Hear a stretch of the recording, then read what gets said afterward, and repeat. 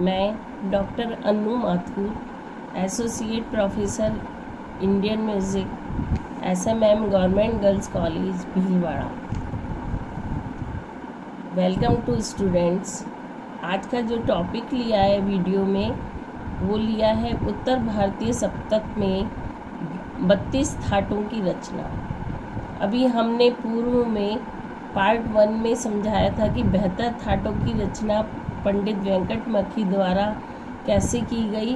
अब उत्तर भारतीय संगीत पद्धति में पंडित भातखंडे जी ने 72 थाटों में से 32 थाट चुनकर उनकी रचना की।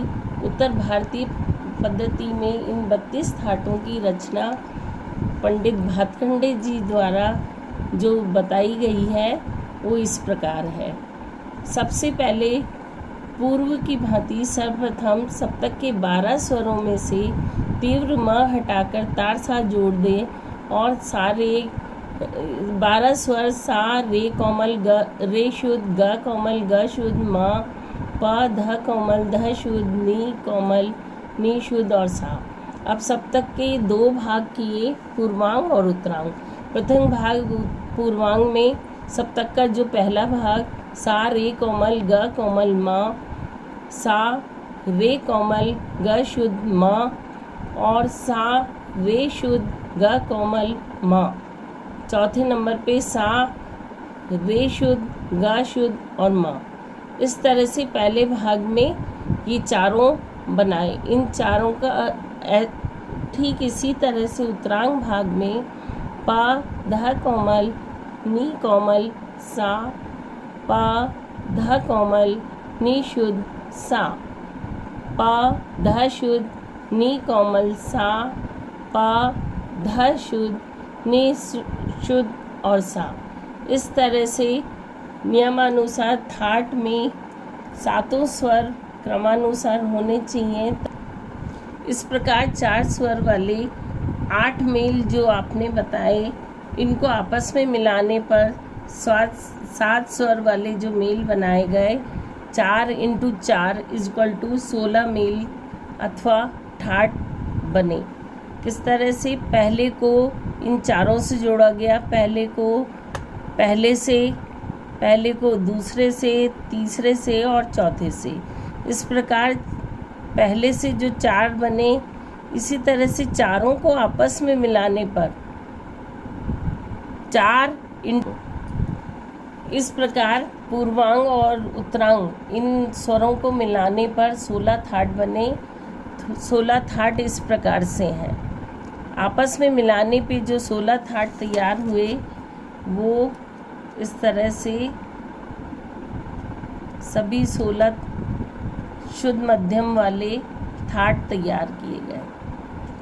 उपयुक्त 16 थाटों में शुद्ध मध्यम प्रयुक्त हुआ है। इन्हीं शुद्ध मध्यम के स्थान पर यदि हम तीव्र मध्यम का प्रयोग करके 16 और नए थाट बनाते हैं तो 16 तीव्र मध्यम वाले थाट इस तरह से बनेंगे। 16 शुद्ध मध्यम के और 16 तीव्र मध्यम से।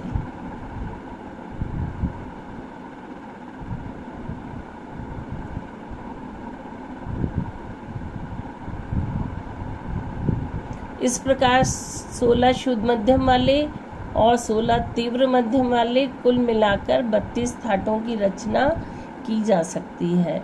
उत्तर भारतीय संगीत में 32 थाटों में से पंडित भातखंडे जी ने केवल वर्तमान में 10 थाट ही ऐसे ग्रहण किए जिनके अंतर्गत सभी रागों की उत्पत्ति की गई। वर्तमान समय में भातखंडे जी के जो प्रचलित थाट राग पद्धति में 10 थाट मान्य हैं वो इस प्रकार से हैं।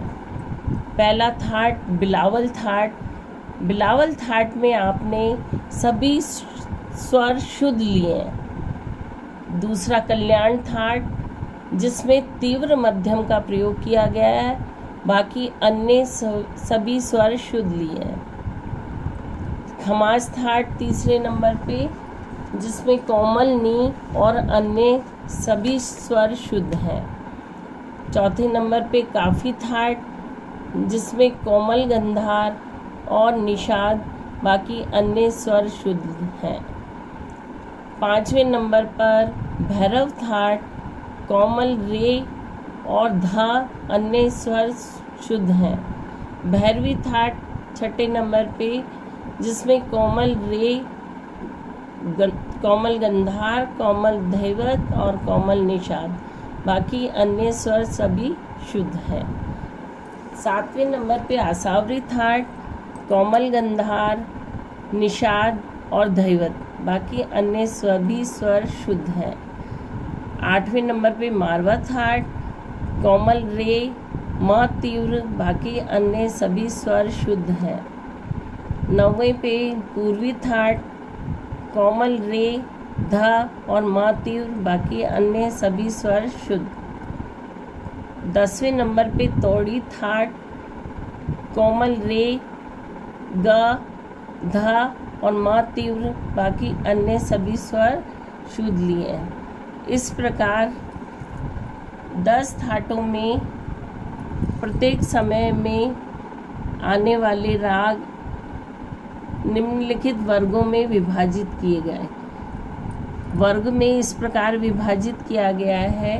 प्रथम वर्ग शुद्ध रेगध वाले राग, जिसमें कल्याण थाट, बिलावल थाट और कमाज थाट को लिया है। दूसरा वर्ग कोमल रे तथा शुद्ध गैनी वाले राग, जिसमें भैरव, पूर्वी और मारवा थाट को लिया गया है। तीसरा जो वर्ग बनाया उसमें कोमल ग और नी वाले राग हैं, जिनमें काफ़ी भैरवी और आसावरी थाट को लिया गया है। इस प्रकार इन 10 थाटों के अंतर्गत हमारे प्रत्येक समय के राग आ सकते हैं। पंडित भातखंडे जी ने केवल 10 थाट ही चुने और इन 10 थाटों से ही सभी उत्तर भारतीय संगीत पद्धति के रागों का वर्गीकरण किया गया और वर्तमान समय में भी हमारे यहाँ इन 10 थाटों को ही माना गया है। इन 10 थाटों के अंतर्गत ही सभी रागों की उत्पत्ति की गई है। धन्यवाद।